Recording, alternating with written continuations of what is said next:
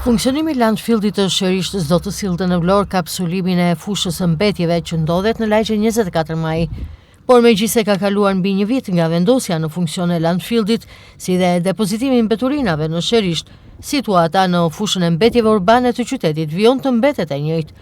Për gjatë kësaj kohe në këtë fushë janë hedhur disa kamion me dhe, por edhe inerte të tjera, të cilat kanë bërë të mundur mbulimin e një pjesë të territorit me mbeturina. E gjithçka ka mbetur deri këtu pasi ende nuk ka një projekt të mirëfillt për kapsulimin e gangrenës së Vlorës.